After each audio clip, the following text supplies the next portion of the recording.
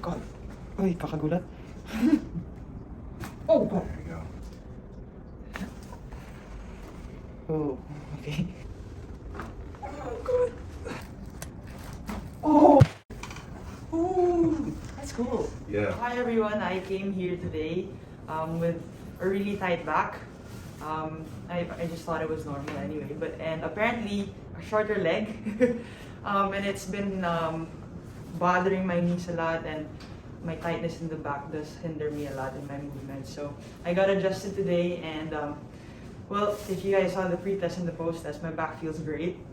It's really not as tight as how when I came here. It feels really, like, I feel a relief right after. So that's pretty cool. And my leg is pantay na apparently. So I hope that would help me later in training.